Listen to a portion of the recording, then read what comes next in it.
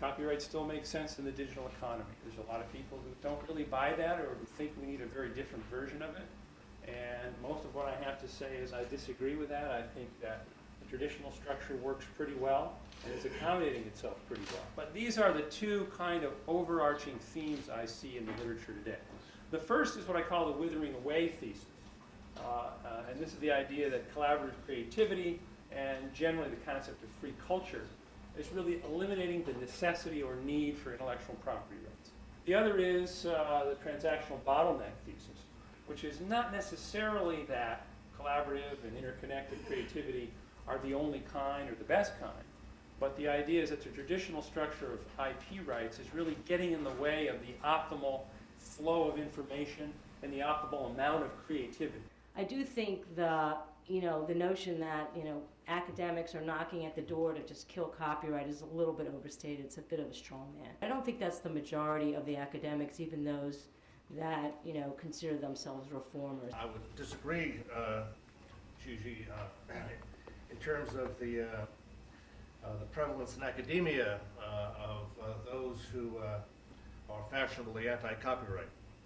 Maybe not the broad, I have the broad base of copyright professors, but many of them, the ones that make headlines, are perceived as being anti-copyright, recognizing as Professor Merges says that copyright should somehow sort of wither away, go quietly into the night.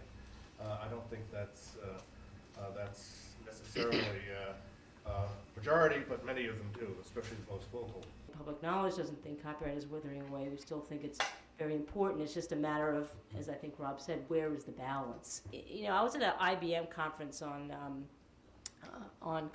intellectual property, and the phrase was used, "let go to grow," and I think that's really critically important.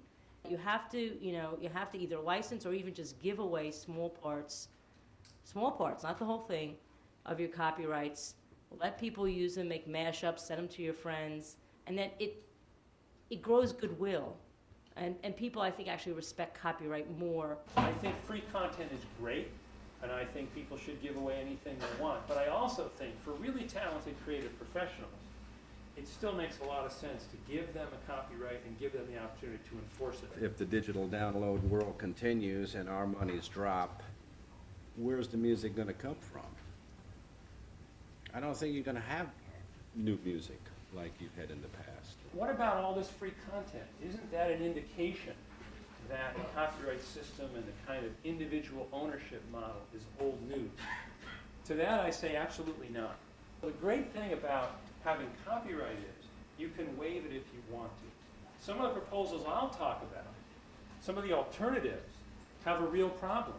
If we go to a system where creativity is either not compensated or compensated without property rights, we move out of the realm of situations where people have an individual option. So, simple point, property rights, copyright, they're more flexible. They create more options. They create more opportunities for experimentation. And they leave that experimentation up to the individual creators who created this stuff. And so maybe assuming that everybody's going to require permission and that stronger rights are always going to lead to more bottlenecks is a big mistake.